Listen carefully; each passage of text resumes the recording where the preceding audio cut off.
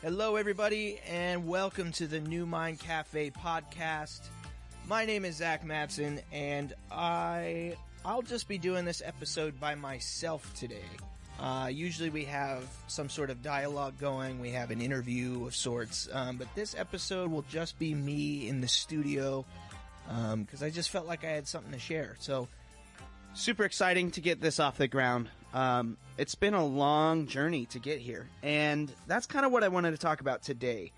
And so today I've just kind of been sitting at home and had a lot of thoughts going through my head, and I picked up a pen, picked up a paper, and I decided I'm gonna write down some of these thoughts. And as I'm writing, it just became evident to me, like, oh, this is an episode. This is an episode that I can share with you all. And I hope that this is helpful for some of you. I hope this is inspirational. And at the very least, I hope that this is a way for me to share with you guys what I've been kind of going through, and what, as I said, like this, it's been a process to get to this point. And so, I wanted to share that. I wanted to share that with you all. And we're going to go ahead and just title this episode. We're going to title it, What Have You Been Up To? And that's a question I often get. That's a question I've been getting a lot more recently, as people have been running into me at the store or something and going, hey, it's so good to see you. What have you been up to? And for me, this question often, it either makes me go, ooh, okay, how well do I know you? Do you know what's going on in my life? Do I have to update you about the past 10 years or something? Or like, is this like oh man, I just saw you 2 weeks ago. You know what's going on. We just caught up. Have you ever had that sort of interaction? Hey, what have you been up to? Oh, it's so good to see you. What are you doing? And then you just kind of like, ooh, okay. I don't know you super well, so I'll just give you the 30-second spiel. Or, oh, yeah, it's so good to see you, too. How much time do you have? Like, let's get into this. It's a great question. It is a great question. And so, yeah, that's what I want to talk about today. And so, if we could, before we dive into that question, if you're driving, don't do this, but just follow along. But if you're not driving, if you're doing the dishes or something, I don't know, I want you to just listen and follow along with me here. And maybe close your eyes. Again, if you're driving, please don't close your eyes. But just follow along. Imagine a space. There's a field, some grass. It's a little breezy. And off in the distance, you hear... it sounds like a river. It sounds like a stream. And you walk towards this river through the grass. Walk towards this river. And it gets louder as you get closer to it. And it is a river. So you get in. It's a nice warm day. You take off your shoes. Put them by a rock or something.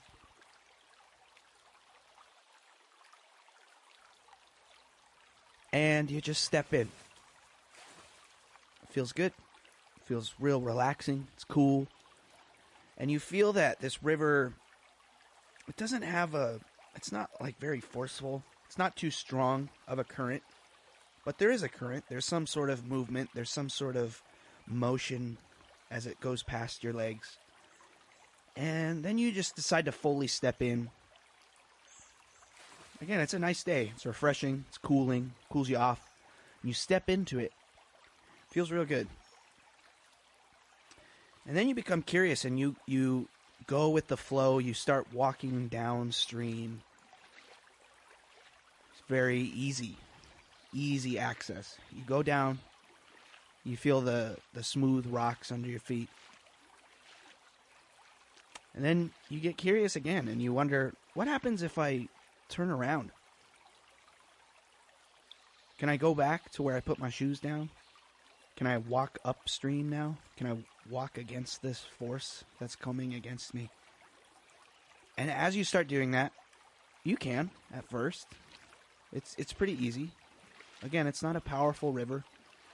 So you start moving against it. You walk against the current here, and then you find yourself, well, I got to the point where my shoes are at that I put down before I got in, and I just want to keep walking. So I keep walking, keep walking. So you're walking upstream this whole time. And you finally get to a point where you start getting pretty tired. You're getting a little worn out. Because you're exerting a lot of energy. You're moving against something that naturally wants to go in the opposite direction. You're naturally supposed to go the other way. Just like you did when you first got in. So you pause for a moment. You stay stationary where you're at. And just for a moment, you just sit there. And you allow this water to push against you. It almost feels like you're going to get knocked down a little bit. And that's okay. It's not forceful, but it's just, it pushes against you. So you just absorb all that energy moving towards you real quick. And you just sit there. You just let it happen. And again, even that motion, this fighting, this tendency to, no, I'm going to just stand my ground here. It starts wearing you down. You start feeling a little burnt out. You start feeling tired. And you're not meant to do this. You can't do this forever. So, naturally, you turn around.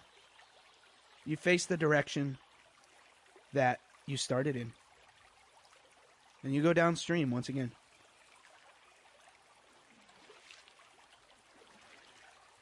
And then all of a sudden, as you're going downstream this time, you feel this, like, ease, this pressure being released almost. This, like, geez, I should have been doing this the whole time. Why wasn't I doing it in this way? Why was I fighting it so much? And you start going with the current again. You go with that flow of the river. And then you get to the point where your shoes are at again, and you go, oh, that's interesting. What if I don't even need my feet for this river? I could easily just kind of sit back and let this current take me where it needs to take me. So you do. You lift up your feet, and so now you're not feeling the rocks below your feet anymore. Your feet are up, and you're just floating, coasting, drifting down this river. Now there's no pressure, there's no strain, there's no weight that you need to carry, there's nothing but just this flow of that current.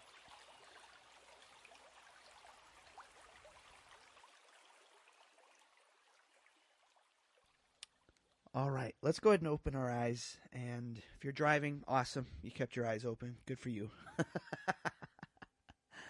I just wanted to sort of give this little river scene as almost as like a groundwork for the story that we're about to go through. And this story is just kind of the journey that I've been going down. And in a lot of ways, it felt like walking into a river, going with it for a little bit, fighting it, and then going with it again. And I think this is something that's likely very relatable to all of us. This is probably not unique to my journey of life. This is probably something that we all go through at some point of our lives. And I want to talk about the importance of going with that current. And sometimes there's something that strikes our curiosity, and we get pulled in the direction that we're just not supposed to go down. And that's okay. The constant thing of this story is the river. The river doesn't change. The only thing that changes is our will, is our intention, is our direction in which we want to travel with this river. We can fight against it, or we can go with it. And how much easier it is to just go with it. So, how does this relate to my journey? And, hopefully by me sharing my journey, that'll sort of unlock for you all of, oh, this is a real story. Okay, that's very relatable. I can put myself into that river analogy now.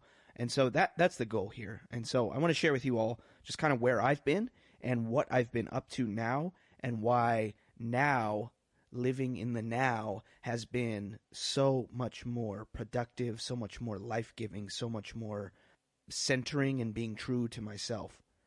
And so I guess the journey starts where I put my shoes down, right? It starts where I put my shoes down on the rock, and I would say I was about 14 years old at that one location. And I was 14 years old, and I sort of made this decision.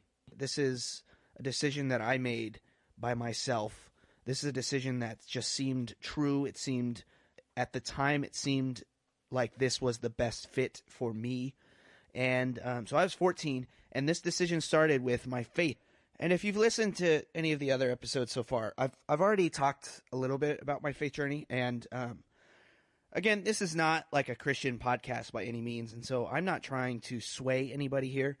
In fact, I want to show how my faith journey in some ways became the very thing that turned me away from Christianity, turned me away from working in church contexts and things like that. And so when I say faith, I don't want that to be scary, because I think we all have some sort of faith in something. You literally could have faith in science. You can have faith in statistics, in your numbers, in history. And so when I say faith, again, don't think that that's synonymous to Christianity or like a religion, okay? In the beginning, for me, at this age of 14, it was synonymous, okay? As I've gained language and explored what faith and genuine faith really means, it's transformed, it's, dare I say, evolved. It's changed over time. It is a process. And so the flow, I get into this flow at the age of 14, and I start feeling it, and I go with it for some time. And it felt like the only natural thing to do was to go downstream, to just go with this current of this river. So in my high school years, I was going to church a lot. I was volunteering. I started gaining leadership responsibilities. I started leading a worship band on Sunday mornings, and then for student ministry. And I started gaining relationships with these people that were in the church. And then, that spread outside of the local church context. Then I was meeting people in my city. Then I was meeting people outside of my city, and all these Christian relationships started to develop and shape who I was tremendously.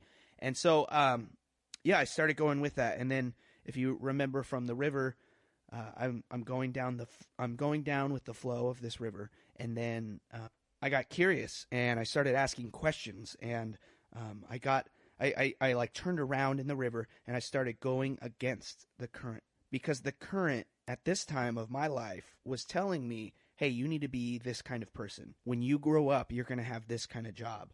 When you grow up, you're going to have this kind of wife. When you grow up, you're going to have this sort of taste in music, and you're going to laugh at these types of jokes, and you're going to be this person, because that is what it means to be a Christian. And so there was something within me that was like, okay, I'm with that. But there was also something internally that was fighting against that. And so I'm going up the current. And I even get to that point where I pass my shoes that I put on the edge of the river.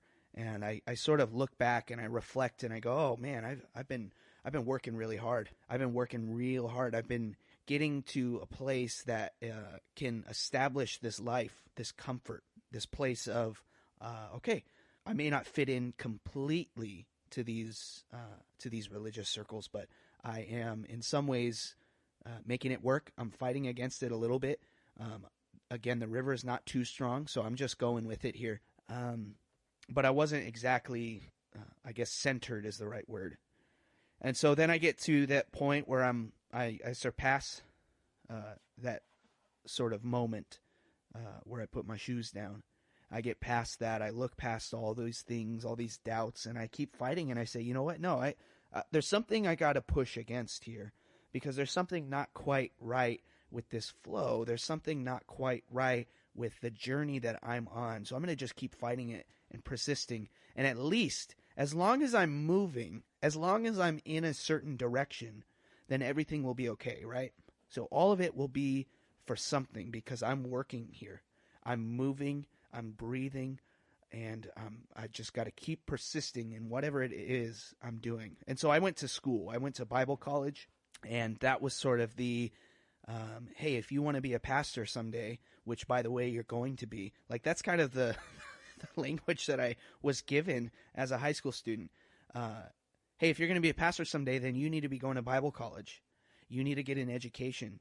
You need to be reading our texts, our Bible, our scriptures. You're going to be learning from the very person that that this religion is based off of, which is Jesus Christ. Like, you are going to get all of these things and these wisdom tidbits, and along the way, you're going to learn about philosophy. You're going to learn about other world religions, and you're going to say how these things are wrong, these things are fallacies, these things are incorrect, and that by learning the Bible, you will have this one, the one true perspective. And so I'm fighting this still, and I'm going upstream, and I'm asking these questions in school, and something just wasn't clicking with me. Something wasn't, like, I could see the people around me going, yeah, I'm going to take notes on this. This is wonderful. I can't believe I get to learn this stuff. And I was somehow, some way pushing against it. I was asking questions to my professors that sometimes got shot down. Sometimes were like, Zach, whoa, hey, that's not how we think as Christians, man. That's not, if you think that other world religions are okay and that there's a place for that in this world, then you're incorrect. Like, I was literally having conversations like that. So there was something not quite right. That didn't seem correct to me. And in the grand scheme of things, if there was a God who created all things, how is it that other religions don't fit into that all things category? Or how is it that different sexualities don't fit into that? Or how is it that certain people, such as white male Christians, can be pastors, but white female Christians or people of color cannot be the chosen people to speak on God's behalf? Why is it that God created all things and God doesn't make mistakes? God inerrantly made all things, and yet there's this world that has a lot of flaws. Am I to believe that this same God who then made and created and built these things then rejects it and turns away from it? So I'm fighting. Okay? I'm fighting hard. I'm working up a lot of tension, and I'm going upstream, and I'm fighting against this, and I'm asking questions, and I'm opening the Bible to certain passages that certain pastors just don't go to because it disproves their entire argument. It goes against everything that they've built up, that they've been striving for, that they've been establishing. And I get these people starting to get angry or like upset or confused and like, Zach, hey, whoa. Hey, man, we care about you. You're going down the wrong path. There was a moment in this river analogy where I start going so far upstream, I'm going against the current, and I have to stop because I'm just exhausted and I'm burnt out. And now we're getting to more of the modern days of the today of my life of at this point I graduated from the Bible college, and I get this big piece of paper that says, hey, Zack Madsen has a bachelor's in biblical studies. I have this diploma in that, okay? And so then I only naturally it's like, okay, then you go to seminary. That's the next step here.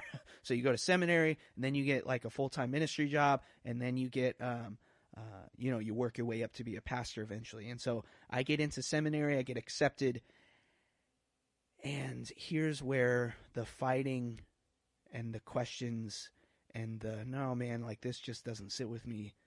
This is where I just had to stop for a moment And because I started to feel that pressure that was going against me, and I felt tired, and like I was just having this uphill battle constantly, and I'm trying to prove to people that there is a better way of doing things and that there is a different way of doing things. There's a different way of teaching that there's beauty in this world and that our world is not broken. Our world is not false. Our world is not a lie. In fact, that our world has so much beauty, so much profound qualities in its nature. Like, that's not an accident. Those things are put here for a reason. And I believe that that reason is for us to embrace it, to enjoy it, to experience it in the here, in the right now. So I take a break. And even though I'm paused, I'm still fighting, in a sense. I may not be going with full force forward in the wrong direction of this river, but I'm paused. Have you seen a rock in a river? Have you seen how the water pushes around it? It swirls around it. It doesn't crash through it. It can't. It's a rock. It's a immovable force. And so the river, as another immovable force, just finds a way to go around it. Sometimes if the rock isn't big enough, the water will crash up over it and continue to go down in the flow that it needs to go down. And so I'm like this. I'm a rock at this point. I'm just sitting there. I'm paused.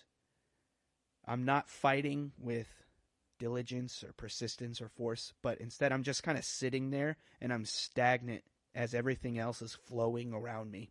And so it's at this stagnant spot. I take a break from seminary. I finish my first quarter of seminary, which is, instead of the semester, they have a quarter system.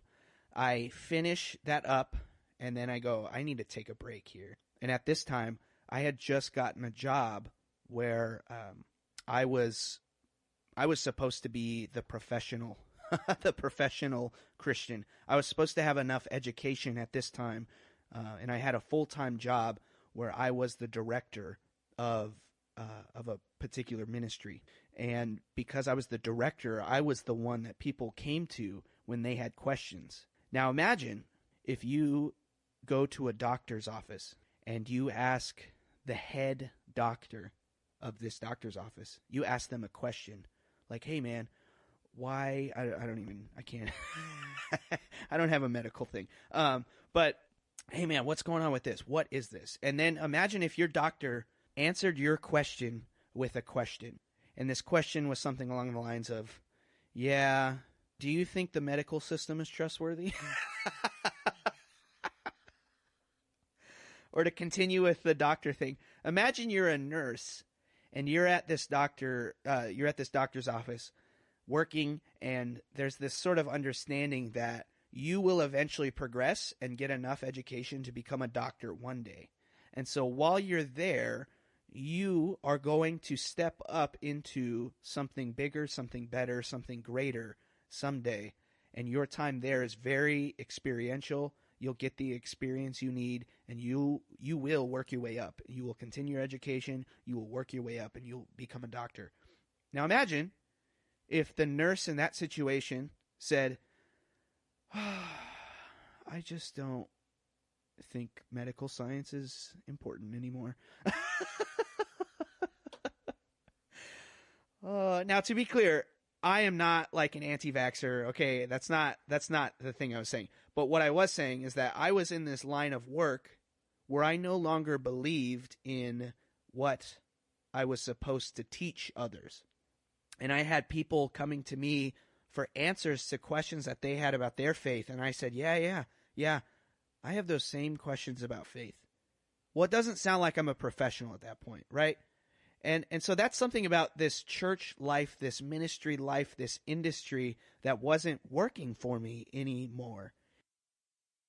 And if I was a nurse in this case, if I was somewhat of a professional, I found that many people were too interested in finding answers to their questions rather than finding more questions to ask. If you have enough questions, eventually you should get to a spot where, okay, there's no more questions. But when it comes to faith, and again, take away faith from religion for a moment. When it comes to questions about faith, there is a never-ending quality about these questions, because they just keep going and going and going. Because the true nature of it is that we don't have the answers to all things. When scientists have a theory, have a hypothesis about something, what are they doing? They're asking questions. They're observing something in the world, and then they say, yeah, I don't know why that happens. Maybe it's because of this. Or do you wonder if this is why X, Y, and Z happens the way it does? If there's a moment of a scientist's life, though, that says this is definitive, this is 100% absolutely factual, true, no question about it, then that closes the book. That seals the deal. There's nothing else to explore about that topic, that thing, that item. And so if that scientist dies someday, 100 years later, it turns out, you know what? So-and-so said this at one point of history. And now, with more modern advanced science, we can conclude that that is not factual. That is not true. That is not 100% accurate. There's ways of rediscovering, redefining, figuring out that there's something not quite right with what was defined.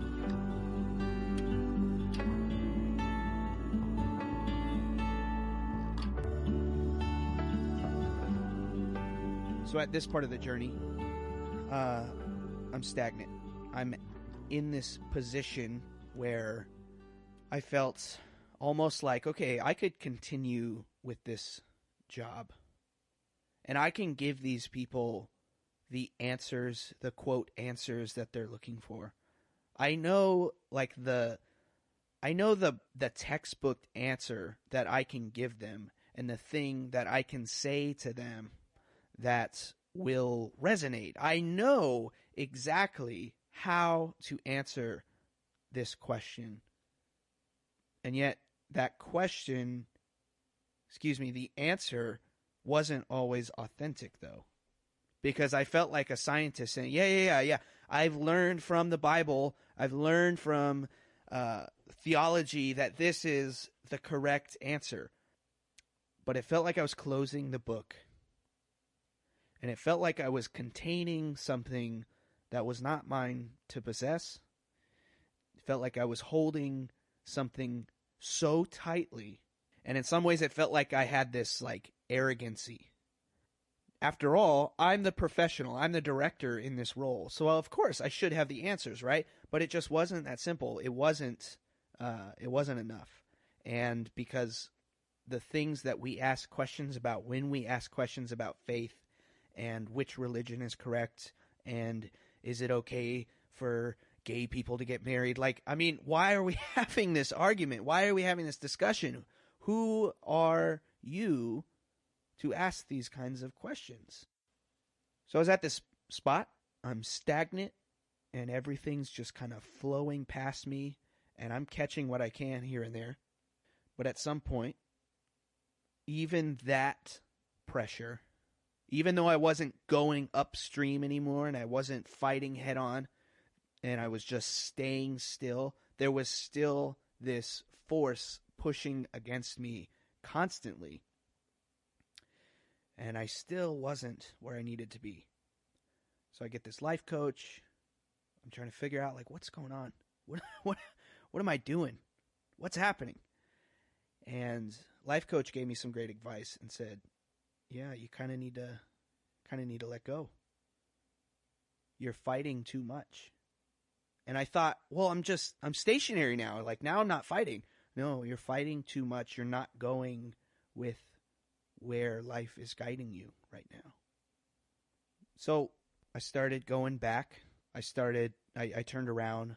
At this point, I'm no longer stationary, and I'm walking now with the flow. And this is a point of my life where I had to step down from the position that I was in. My break from seminary turned into, this is not the line of work that I am going to pursue anymore. This is no longer the life. This is no longer the vocation, the job. This is no longer who I am. Nothing about this identity seems to be fitting with myself anymore.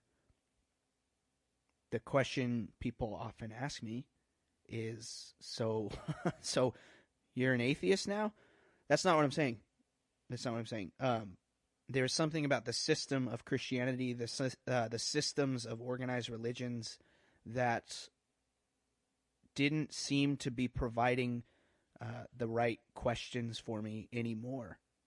They were providing too many solid, concrete answers that didn't allow for any kind of creative or new or revelatory question. Questions that continue to ask more questions to lead to more questions to lead to more questions. No, it was all, here's the answer. Here's the God model that you're supposed to follow. Here's the life model you're supposed to follow. And that wasn't me.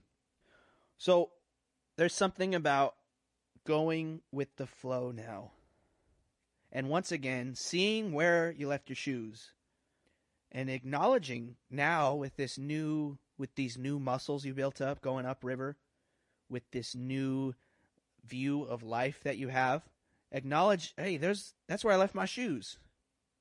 Isn't it funny how I came walking into this? And yet I walked down the river still, even with the flow now. So it's a lot nicer. It's a lot more easy. It's so much easier to get into this flow. But there even comes a moment where you say, I don't know if I need to use my feet still. I mean, there's some rocks below me. I'm stepping on rocks here, and maybe I just need to coast it a little bit better. So yeah, I stepped down from this job, and it wasn't easy. It wasn't easy to have these people ask me, so what have you been up to? You know, from 10 years ago when I said, I have this decision that I made. When people encountered me from my past and they said, what have you been up to? And I had to tell them, oh, well, I just stepped down from my job. Oh, that wasn't easy. There's nothing easy about that. Because in some ways, for a lot of people, it's been looking like, oh, you failed. You let us down.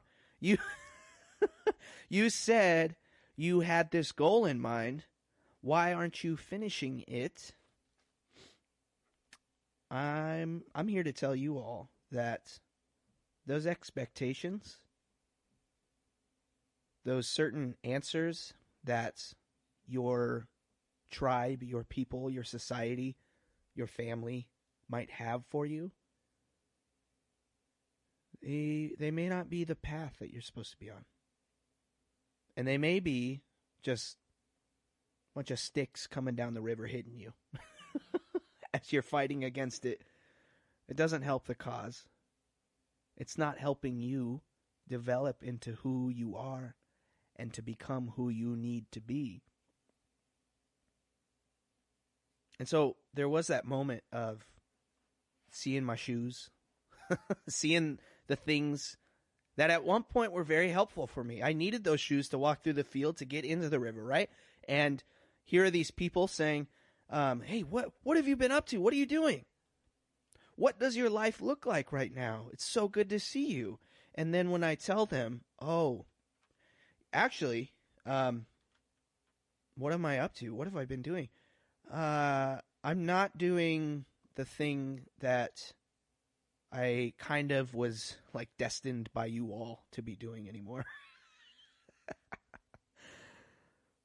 And there's some people that go, oh. There's some people that cannot handle answers like that. They can't handle the open-endedness of that. And then they go, oh, so you lost your faith? Oh, Zach. Oh, you're going down a slippery slope, man. You better look out. Oh, you've deconstructed your beliefs. And I want to be clear. You may have noticed that I haven't used a word like deconstruction to define myself, my journey, my process, because that's never seemed, it's never seemed like a good word.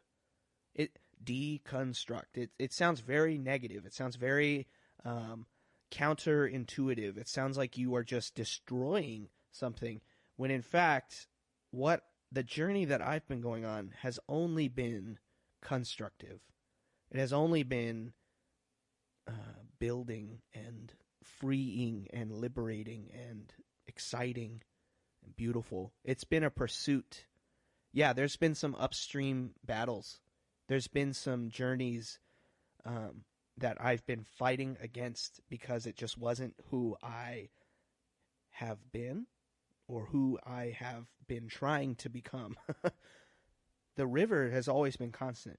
The flow, the direction of it has always been consistent. It was my journey, my decisions of fighting against it, of my true self. So at that moment of seeing your shoes and going, yeah, I'm not doing that anymore. Sometimes you can get stuck there. Sometimes people draw you back in and then you just start over right there, right where you started. And you do this battle again and again and again. And I think the path that I've been on has been to say, yeah, oh, look, there's my shoes. Used to be so helpful. I'm appreciative for those shoes. They kept my feet nice and dry when I was out of the river. And I walked through this field without cutting up my feet. And then I stepped into this river. And, there were some rocks below me, and I was fighting against the current. And so, it would have been pretty cool, I guess, to have some water shoes. But as I go back down the river, as I now go with the flow, look at those shoes. They don't even seem, useful anymore. They just don't seem like it's necessary anymore. So maybe I just need to lift my feet up altogether. And as you lift your feet up out of the river, out from the ground of this river, of the riverbed, and now you're just floating and you're coasting and you're going with life. Yeah, that's where I've been.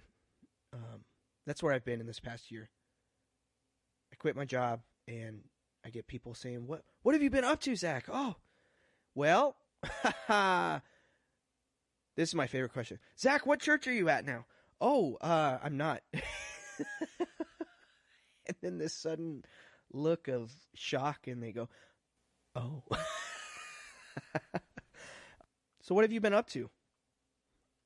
Well, since that point onward, I have been working on things that have just been liberating for me. If at any point you heard any of the other episodes, I talk a lot about music. You probably have seen some of my music posts on social media.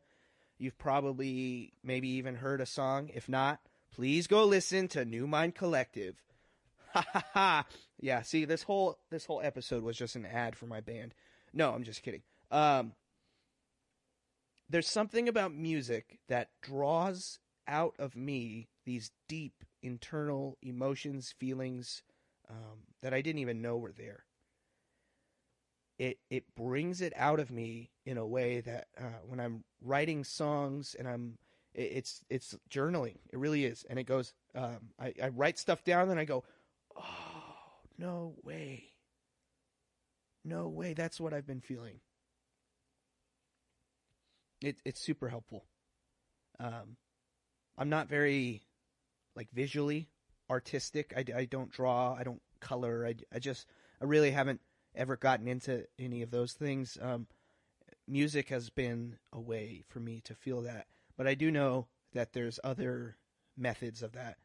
And some of the people that you've either heard or you will hear on this podcast, that's kind of the goal. Those are the people that we're looking for this podcast is how is it that what you do liberates you? Because we don't really ask the question of what is the art form that you do? We ask the question of why do you do what you do?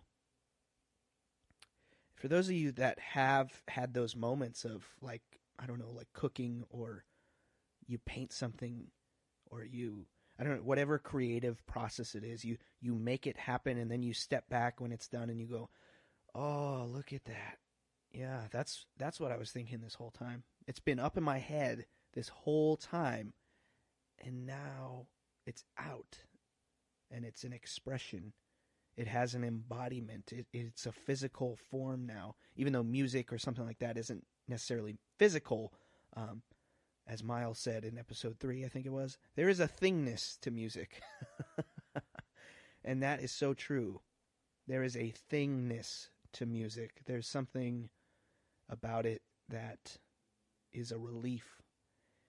There's also times where I have a melody or a song or an idea stuck in my head, and if I just don't do anything with it, it literally drives me insane until I do it, until I record it on my phone, until I write it down. It's oh, I just needed to get that out. I needed to get that out, and it can drive you a little bit nuts. Yeah, but that's going with the flow. That's picking up your feet and saying, okay, here we are. Where are we going? I don't know. We'll have to see. Some of it's explored, but oftentimes it's all very necessary to just see how it unfolds. So, music, Neumind Collective. That's been one of those things. What have you been up to? I've been working on this thing called Neumind Collective. I've been working on my own music and releasing it and recording, mixing, mastering. Two good friends of mine, Cole and Doug, they helped me out. They record some stuff. We did a cabin trip, and we recorded so many songs that I've just had in my songbook.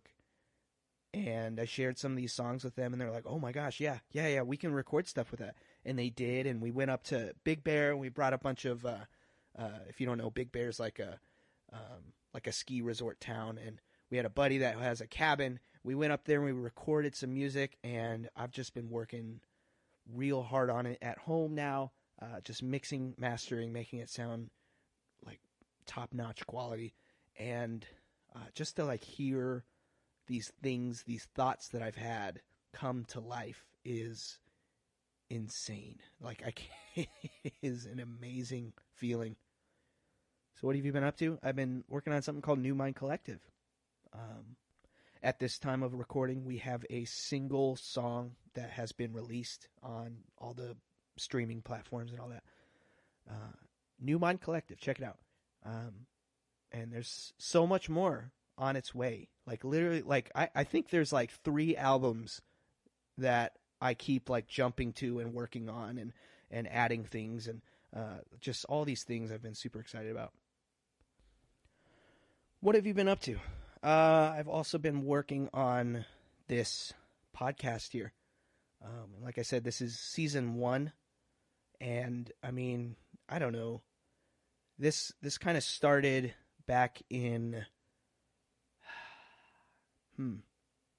maybe March of this year, and it is now October of 2023. So I think it's been a lot of work. There's been a lot that I've learned through this process, and so much more to learn. But this podcast is one of those things. This is one of those things that I'm just super passionate about. I'm really excited about the creative elements that I get to throw into this. Super, super excited. So, Neumind Cafe podcast, here it is.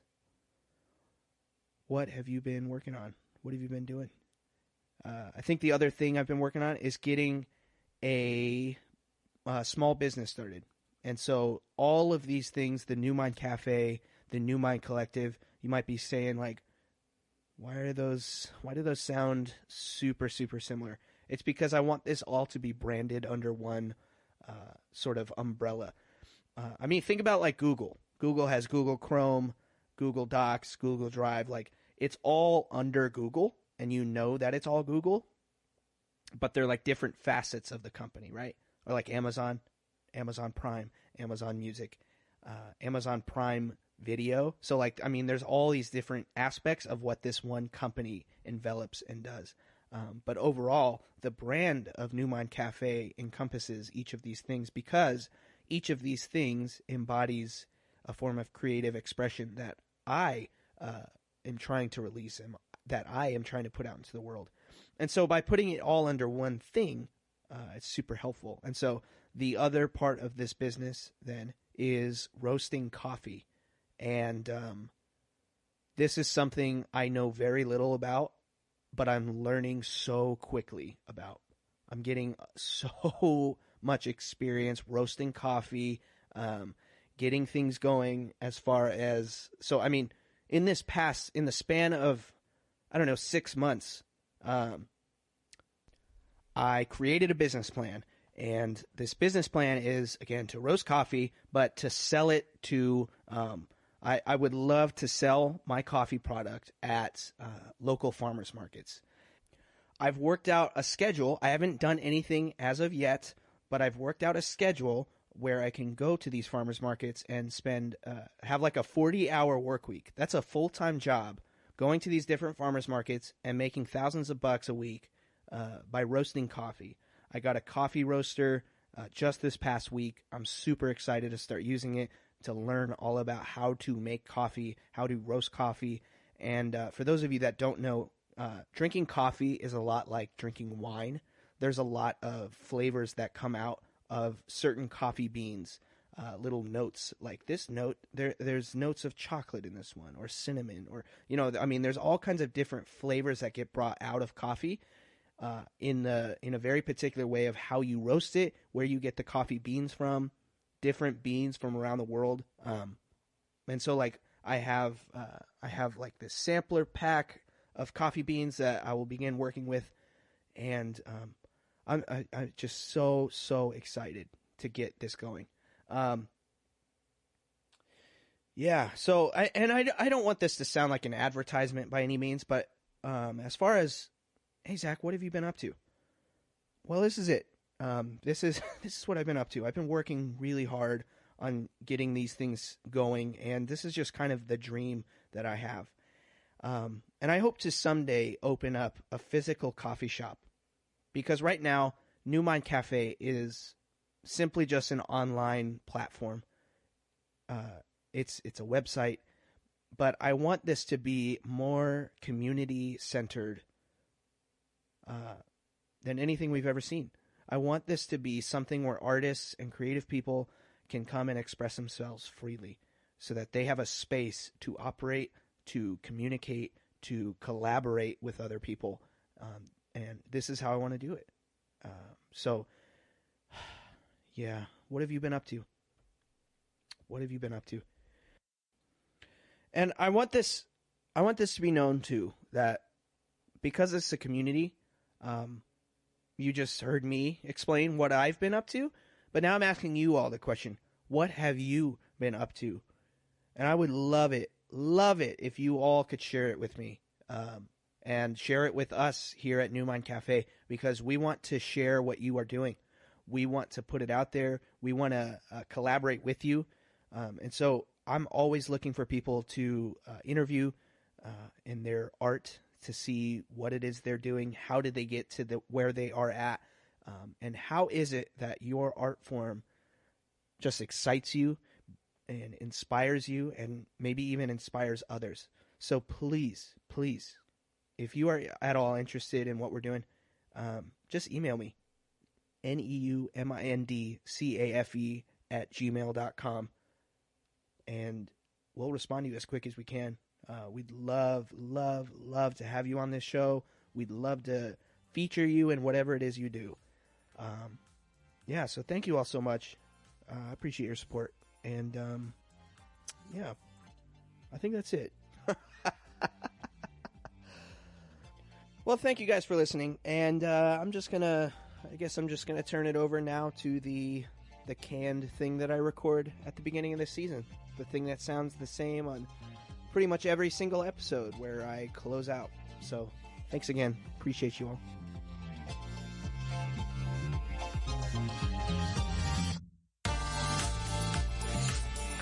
Thank you all so much for listening to this Neumind Cafe podcast. We really appreciate your support with this journey of exploring creative people and getting inspired by many different art forms. If you enjoyed the music on this episode, well, that was all original work by me, and if you want to hear more original music, you can check out our band called Neumind Collective. When I'm not working on music or podcast episodes, I'm working on the other component of my small business, which is roasting coffee. So if you want to follow along all of what my business Neumind Cafe is doing in the coffee and the arts industries, then please check out our website at www.newmindcafe.com. On there you'll find upcoming events, gigs, podcast episodes, music, products, and all the links to the social media and platforms to stream music. If you are enjoying this podcast, please like, subscribe, leave a rating, or comment wherever you're hearing this podcast. And please share this with others. We are trying to spread the word about what we are doing, and we want to include others in this as well. So if you or someone you know is creative and wants to share, then please email us at neumindcafe@gmail.com. Thank you all again, and have such a great day.